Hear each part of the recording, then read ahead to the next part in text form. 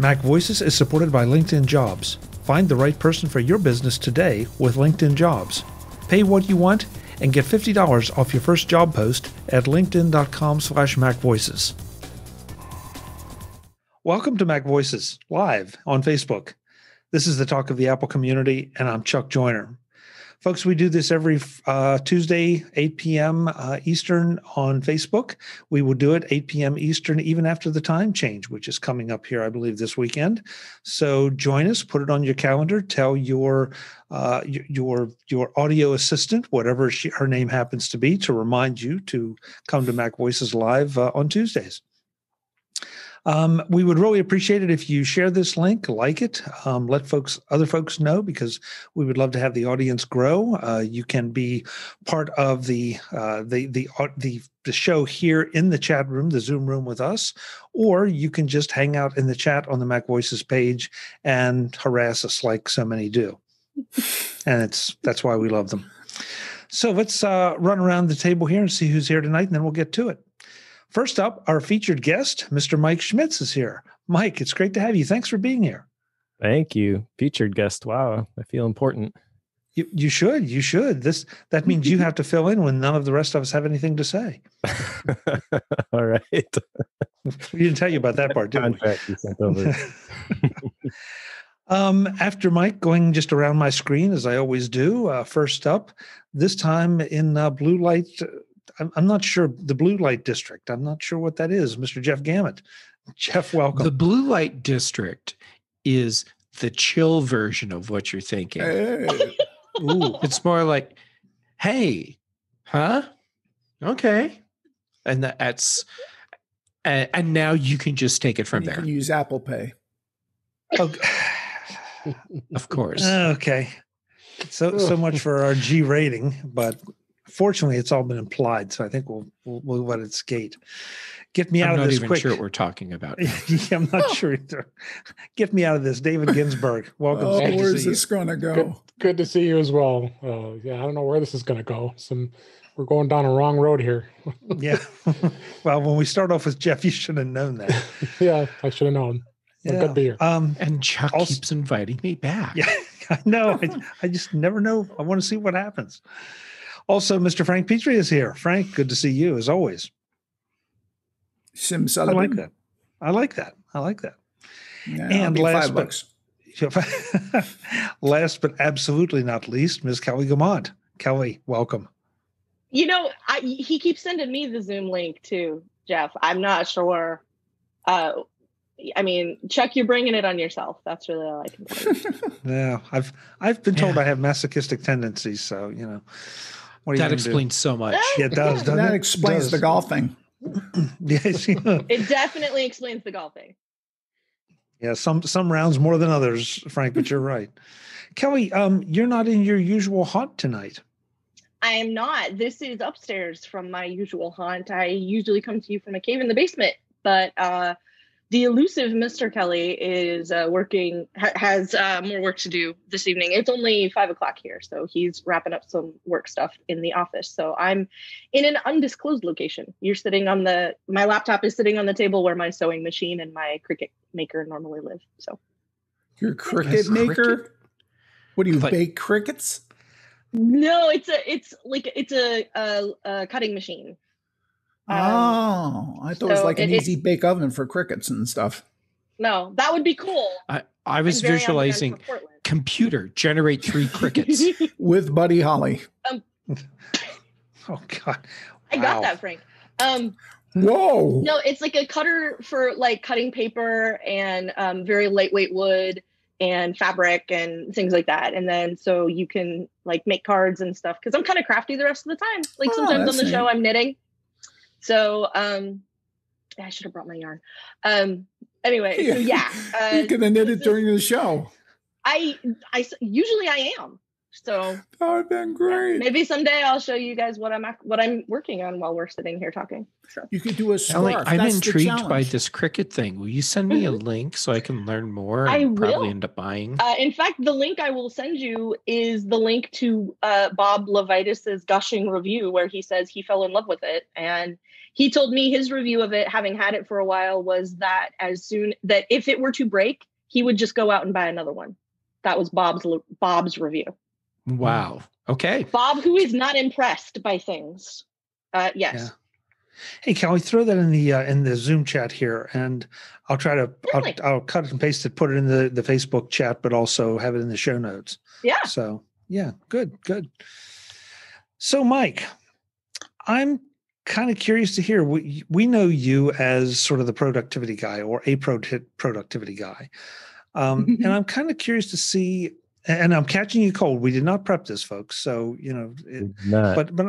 but yeah. So just go with that. But I'm kind of curious to see if you have learned any particular new lessons from lockdown, because there are a lot of people that are still working from home. It looks like there's a lot of people that are going to be working from home for a long time because of different circumstances and situations.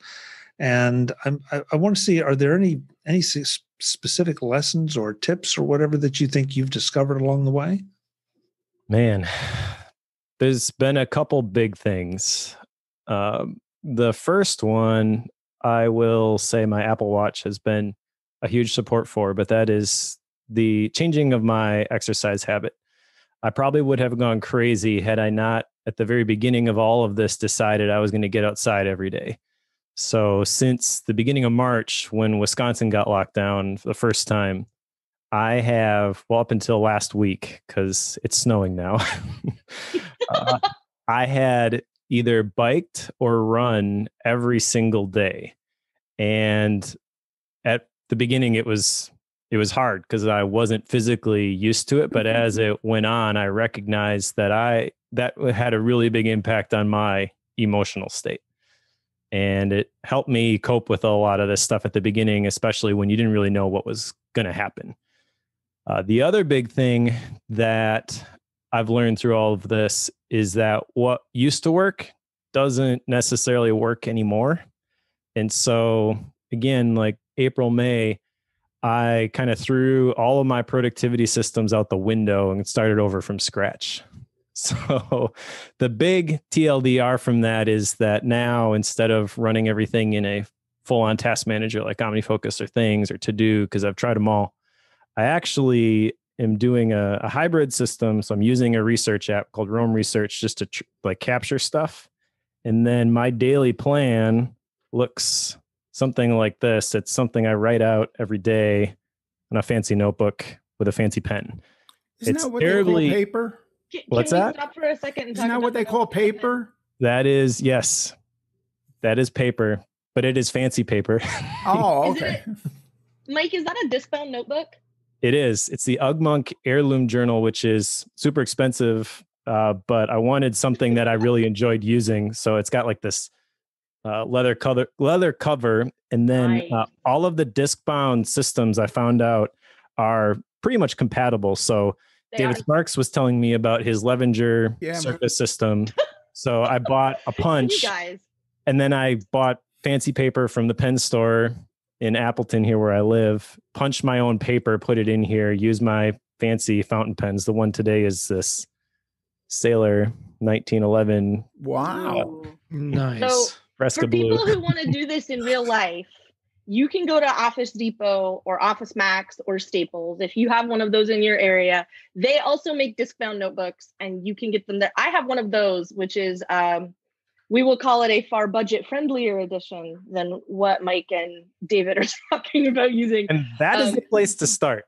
You get those at Walmart. I'm saying that because I've become a Discbound believer. I love them and I also bought a punch. Staples sent me a coupon or something, so I got it for like 50% off or better. And so I have a nice punch. I have a small one for my own personal stuff, and I have a full size 8.5 by 11 that I use for house projects and things. So like I have a list in there of like, here's the little, like the great big things and the little tiny things that need to happen around the house. And if somebody gives me an estimate, I bought some portfolio pockets for it. So I have to go get, like last summer, we did a bunch of like larger house projects. So I had to get estimates for a new roof and estimates for a driveway and things like that. So I just stash them all in the notebook. And then when I've got all the estimates ready, I can just lay them all out, look at them, take notes when I'm on the phone with somebody, whatever. And then readjust everything. Like I can pull all of those, you know, it's the same as like a 3-ring binder, pull everything out and put it back in a different place where you want it to be. And so like I have all that information at my fingertips about all the house stuff, like which also comes in handy when you have other friends who are homeowners and like, oh, you liked what they did in the backyard. Here, I have the guy's information right here to, you know, to show you who it was or whatever. So like I love the Discbound stuff for shuffling all that stuff around really, really easily. I'm a big believer in the Discbound systems. They even like the inspiration behind this was kind of a bullet journal sort of thing, but I don't want to be full on bullet journal where I track everything in here because it always seemed kind of ridiculous to me that I have to like point to another page and then flip to that page and then I point to another page. That's what computers are for. I just, well, like I see them on Instagram or on Twitter or whatever, and they're like these beautiful layouts that people have spent so much time on. And I'm like, I'm not that person. Yep. Like I might stick a sticker on a day for a thing because like it's my birthday and I'm going to put a bunch of Hello Kitty stickers there, you know, but like I'm not doing that for like real actual task tracky sorts of things. Like I'm not laying these beautiful layouts out every week, you know, to plan my time. So that's the other thing I like about the Discbound is sort of like it always feels a little ad hoc. Yep. So and that's sort of for me the good thing about it. Cause like if I had bought the really nice one, I would never write in it. I would be like, I'm just taking notes about house stuff. Like that's not important enough to put in this beautiful notebook. So like both of mine are vinyl covers. And then like the one, my personal the junior planner or whatever it's called, like I have stickers on it, you know, stuff like that, because it definitely is like it feels like a casual notebook, if that makes sense. Like it's totally a thing I can write in. It's totally, I can pull it apart and reorganize all the sections and not think twice about it and all of that. And I love it. And that's been the thing that has made it stick around for me as long as it has. Yeah. So primarily, I've been using this Rocketbook. I don't know if you guys have seen this. Yeah. Rocketbook. Yeah. Yeah. I look at them and I go, I really want one of those, and then I can't ever put the trigger on it. And it's reusable. It's reusable, so you can write all your notes in here. Then you use your iPhone, take the pictures of the document. Then you have electronic copies of it, and then you can just get the pad and erase it. And it's got the special pen that you put on here. And there's this particular notebook's got tons of pages, and you can classify them by different icons and stuff. I mean, you guys have used this, but. Yeah, I started dabbling with this a little bit.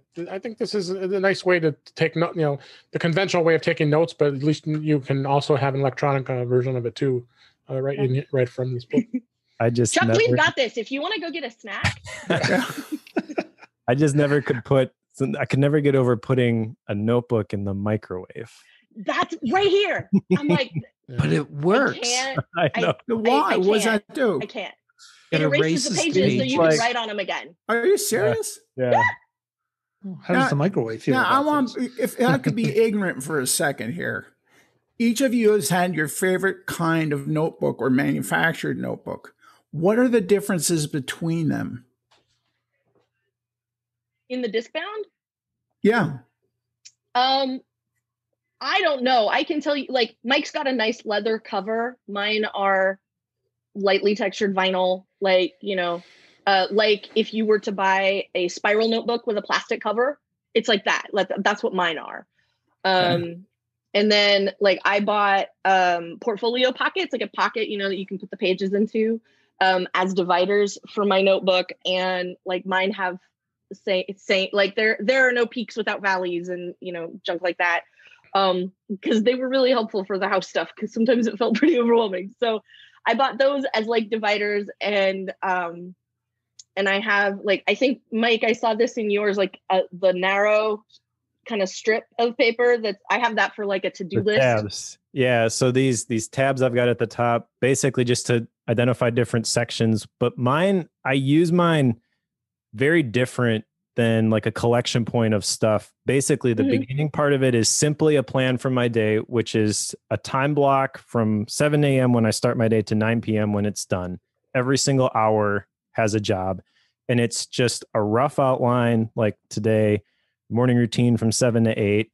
Then I published a focused episode. So I was reviewing that from 8 to 10, writing from 12 to 3. And it's just the intention. And I do it in ink, even though it's a mental hurdle you got to get over because you put it on there and then you're like, oh, what if it's wrong? That's kind of the point, though, because too bad I wrote it in pen. Yeah. I was putting stuff on a digital calendar and just ignoring it because they're all repeating events, and it planned my day, but I never looked at it and it never provided me any clarity. And I found myself procrastinating, and I'm just like, this isn't working. So especially during the pandemic, when you're like, okay, so I know what I need to do. I just am having trouble showing up and doing the actual work. Like, how do I create a little bit more traction here? So for me, it's selecting a fancy pen. I've actually got a case of them right here. And what I do is when I ship a project, like we just shipped a Calm box for the Sweet Setup, I'll buy a fancy pen as like a trophy, like there, I shipped the thing. So a lot of these pens that I have in here are kind of like, this one was from when we did the habits course, and then I go in there every day and I'm like, okay, which one am I going to use?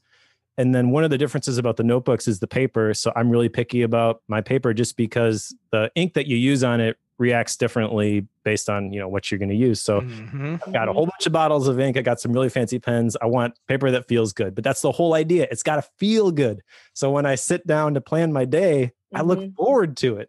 It only takes me 5 to 10 minutes. But the fact that I get to use a pen, which reminds me that, hey, you are the type of person who sets a goal and actually follows through and achieves it. And then like that, just that small decision, that's like, I feel good about that. And then you follow through and you do the plan, and that plan, that provides the intention. My day never goes exactly how I've planned it in here, but it doesn't matter because I don't find myself at any point during the day being like, oh, what should I do right now? Because I've thought about it ahead of time. I've time blocked the day and I've picked up to 5 things that I'm going to work on. And there's a hard stop at 5. So if I get done at 2 p.m., like I have to go back to the drawing board and pick something else to work on because I'm never picking more than 5 at the beginning. And honestly, most of the time I get done at 5 and I'm like, that was a good day. Okay, we'll be done now. This edition of Mac Voices is supported by LinkedIn Jobs. Make your next great hire with LinkedIn Jobs. Did you know that LinkedIn has over 706 million members worldwide? Why do you need to know that? Because with the holiday season coming and the new year close on its heels, you need to be hiring now to accommodate the crush of the first and the challenges of the second. Where else are you going to find a talent pool like that? LinkedIn Jobs helps you wade through that pool with targeted screening questions that get your posting in front of the most appropriate candidates. And it lets you manage those posts and candidate contacts from a single view on the LinkedIn site that you already know. It's like an employment candidate dashboard built just for you. Oh, and if you're one of those still on the go, or even if you're not, LinkedIn Jobs lets you do it from the convenience of your mobile device. That's what I love about LinkedIn Jobs. They make the challenging task of hiring as simple and convenient as possible while delivering the best candidates right to you. When your business is ready to make that next hire, find the right person with LinkedIn Jobs. You can pay what you want and get the first $50 off. Just visit linkedin.com/MacVoices. Again, that's linkedin.com/MacVoices to get $50 off your first job post. Terms and conditions apply. Thanks to LinkedIn Jobs for their support of Mac Voices. I feel like I'm a slacker or something because my pens, and a quick advertisement for Take Control Books, but I don't have any fancy pens. I go to hotels and steal them. All right, so Chuck, the best pen to use is the one that you have. Yeah. That's the truth. Yeah. Yeah. Like I'm only fussy with pens. I wish I could show you my pen mugs. I have one that's an Apple mug and it says Apple around the side with the 6-color classic logo on the back. That's one of my pen mugs. I got fussy about pens because I'm left-handed. And so same. When you Me write, too. you don't want the blue hand. And I don't write like this. So what? Okay, so yeah, they're fine. Okay, so show of hands. How many left-handers here? Wow. Whoa. impressive. Like That's if you follow interesting. me, if you know me on Twitter and stuff, like where I am Verso, that's when you open a book, Verso is the publishing term for the left-hand page. And that's why I picked it. Oh, Really? I didn't know that. Yeah. I didn't know that. So like, I don't like blue hand. So I got very picky about like gel pens. I mean, I use a lot of just sort of regular gel pens. I own 2 fountain pens. And that's it. And I barely use them. But I like the gel pens, and I have a couple of the Hi-Tec-C, the 4-color pen where you can put in whatever. Like this? Yes. Well, mine is almost exactly like that. It is a black Coleto Hi-Tec-C, but mine has Hello Kitty on it. And mine does not. but it could.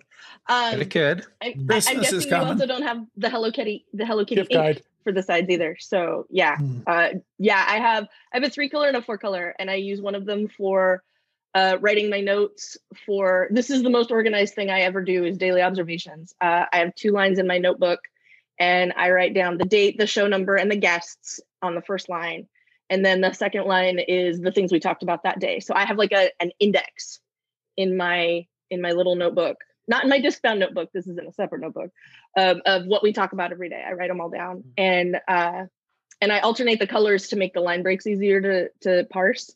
So that's why I have 1 3-color pen for that, and then I use the 4-color for other stuff, just when I'm taking notes, taking a class or something, learning different things. But I usually use a really skinny point so that it dries really fast, because gel ink dries very quickly. So if you're not using a like 0.5 or 0.05 or below, because 0.07 is too fat a line, and again I end up with the blue hand. So that would be another reason why you might get into paper, by the way, because fountain pen ink specifically, like it feels really good, but if you're left-handed, it doesn't dry typically fast enough for you to use it. But there is nice paper where that's one of the characteristics, is it's fast drying. This particular paper is not, but it doesn't have very much feathering or spidering, they call it, like when they put the ink on it, it'll, absorb. Use a cheaper notebook, you'll see that with fountain pen ink, and I'd write pretty small, so that's a problem. But it has a really good color to it, so no matter what ink you use on here, it kind of pops off the page. But that's a whole separate rabbit trail, analog rabbit trail. Okay, so my system is similar. And the current pen I'm using, this is the titanium pen, and I use Hi-Tec-C 0.5, excuse me, gel ink inserts because it's a smooth line. If I go smaller than that, it feels too scratchy and takes me out of focusing on what I'm doing. But my notebook of choice is always a moleskin. And I go with the moleskin this size because it fits on my desk nicely. And back in the times when we could go other places to work, it would go into my computer bag very easily. So I always had my paper system with me. This one I just started a couple days ago, so it doesn't have my color-coded tabs showing up in it yet. Ooh. I need to talk about your box of color-coded tabs now, Jeff. I didn't know this was a thing. Yeah, I got that. Tape flags in the back, and I love them. I got that at Office Depot or Staples, one of the two. Chuck, I tried to tell you could go get a snack. We had this covered. In other words, you were throwing me out of my own show. You're the TD. I want to point out that Mike LaPlante in the chat room said, "Way to go, Mike! Turn a tech show into the most analog thing you could think of." So you know what though? Mike bring some wine in. So here's the deal though. Like I've always been intrigued by David and Joe Bulig specifically have been trying to get me to use fountain pens for years.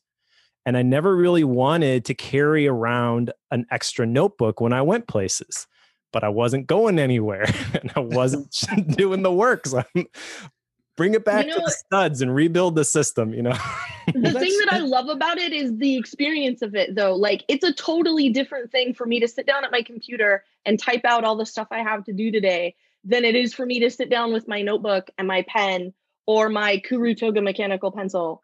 And I'll tell you why that's awesome in a minute. But to sit down with that and write down what's going on, because sometimes I feel like I'm juggling too many things in my head at the same time.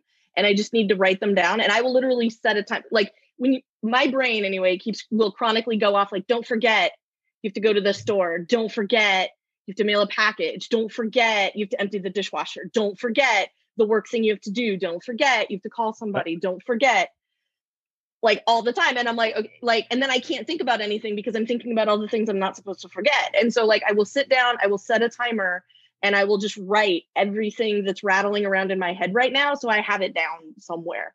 And that context shift of the pen and paper or the pencil and paper helps so much with just making sure that I've got it someplace. And that for me has been the biggest, that's the biggest thing about it. That's the part that I love about the analog of it is, even if it's just a pencil and it's a napkin or it's the back of a scratch piece of paper that I printed for something else or whatever, like whatever it is, if I've just written it, the act of writing it down and getting it out of my head makes it so that I can go back and concentrate and do all the stuff I'm supposed to be doing. Yeah, because all those things are going to fly at you. Like for me, whenever I sit down to write an article, and I think about everything except what I'm supposed to be writing. That's it. I need a place exactly to just capture it. Now, this is the list, so I'll write it down and this is what I work off of, but the computer is still the brain. And I wholeheartedly believe that like I use Rome Research for combining, like I've been playing around with like creativity and productivity. Like what's the difference? How do they relate? For me, having all my tasks in there, all my notes and everything, like there's value in that. But even if you use a task manager like OmniFocus or things or To Do, whatever, same principle.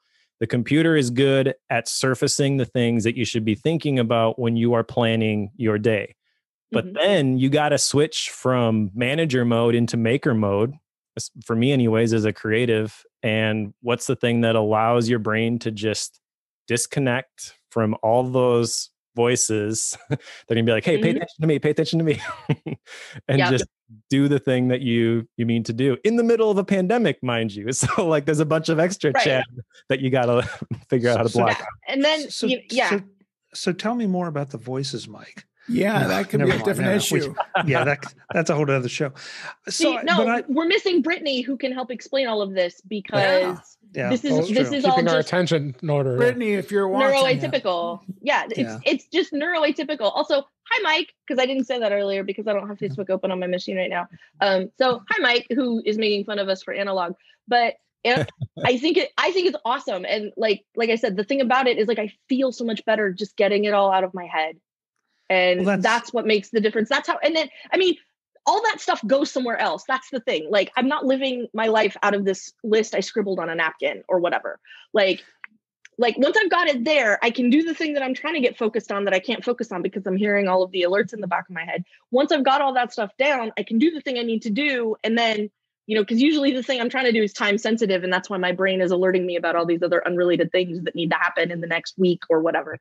So once I've got that taken care of, then I can sit down and take all those things and do something with them, right? So I can put them in whatever, in Todoist or whatever it is, that I'm using as my current like checklist to do planning software. Like a lot of that stuff just ends up in there anyway, but it wasn't there in the first place, and it's not my knee-jerk reaction to go necessarily put everything in a task manager. To get go, especially when it's a one-off thing. Like I have to empty the dishwasher.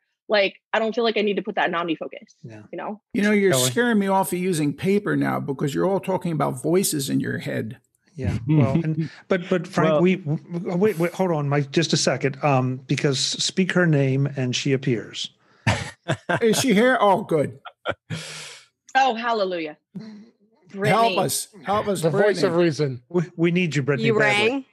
Is there an hourly fee for this, or I'll bill you? There is, and we cannot afford her. I'll tell you up front. So, Brittany, you're welcome to bill me. My name is Chuck Joyner. Thank you, Mike. I want to kind of go the whole way back to the beginning of this discussion. You said you threw everything away. Did you do that? Was that, let me start over. I know you don't work in an office. Okay. Sure. I have. So you have, but you weren't, I don't believe, correct me if I'm wrong, when the pandemic hit. Mm-mm. So what was the thing that caused you to throw out everything you had been using when for you, unlike, and I will only point to me, I don't know, I think David too, but, we moved home. I mean, we had been going to the office every day. Now we moved home. And so, yeah, I think it's natural that we would reevaluate or retool some of our process, but you were already there. What caused the change? I wasn't able to do what I knew I needed to do. And it wasn't because of a lack of time.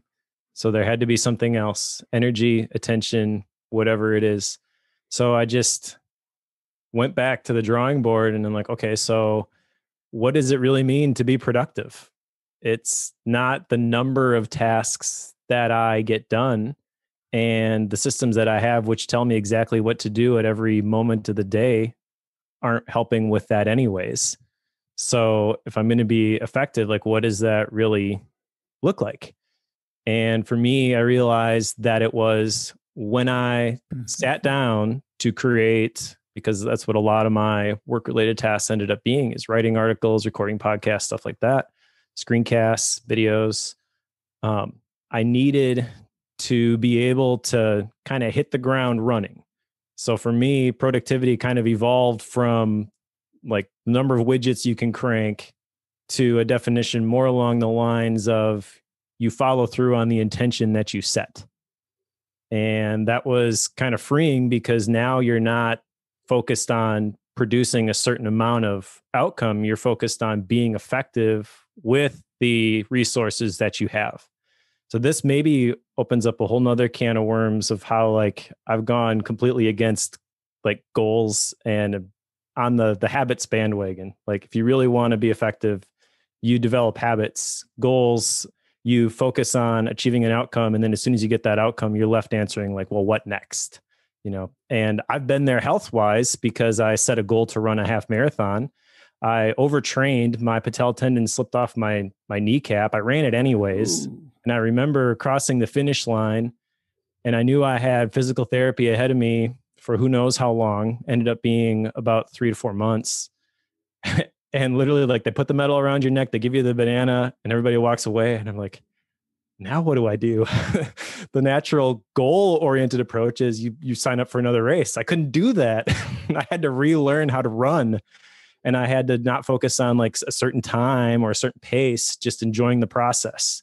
And so when the pandemic hit, I kind of took that same approach to my work life and just like, how do I enjoy the process of creating and do that effectively and build systems in order where that kind of happens automatically. I don't have to worry about the output.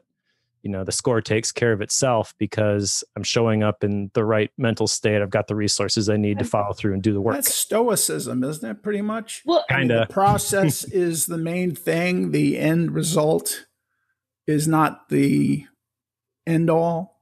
Well, I'm reading a book right now called Atomic Habits. And that's what he talks about. Yeah. And that's like really early on. I feel like for a while I was trying to take notes about what he was saying. And I basically was like just recopying the book in my own words at one point. Do you get his newsletter?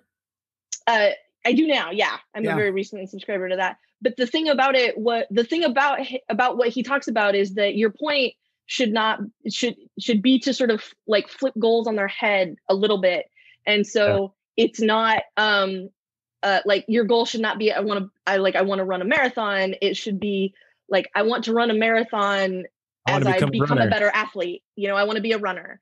And so one of the ways that you can do that is by running a marathon. So you train for the marathon because you get to the end and then what? And so, his whole point is that you should build systems and put those things in place because you don't, you rise. I don't remember what the falling part is. Like, you rise to the level of your systems. You fall to the level of whatever. But anyway, like if you don't provision for that, then like you run a marathon. Now what? Like, do I run another marathon? Like, what do I do? Yeah.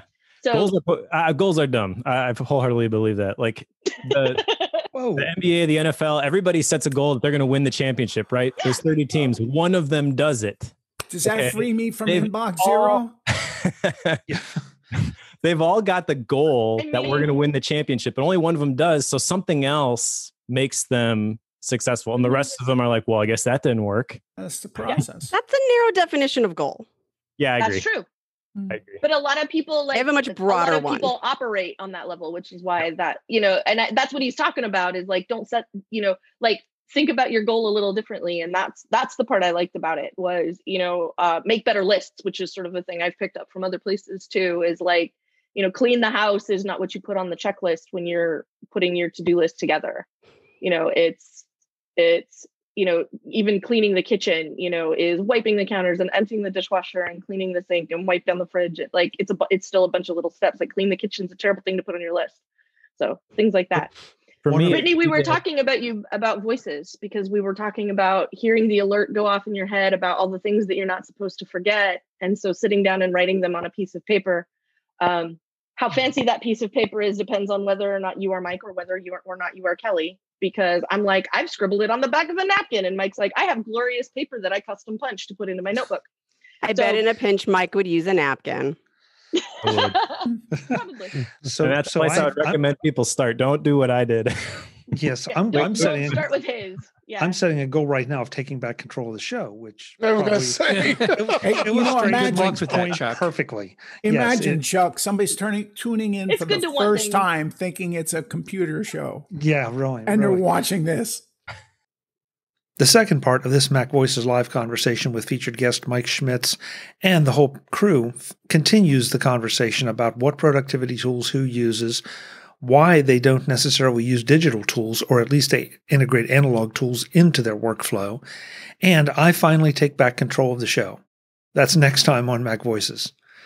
Until then, and as always, thanks for watching. Visit MacVoices.com for show notes and to connect with Chuck on social media. Get involved in our Facebook group or like our Facebook page, and get more out of your Apple tech with MacVoices Magazine, free on Flipboard and on the web. And if you find value in it all, consider supporting us through either our Patreon campaign at patreon.com/MacVoices or by making a one-time donation via the PayPal link on our front page and in the show notes of each episode. You will join these fine people who help bring you MacVoices.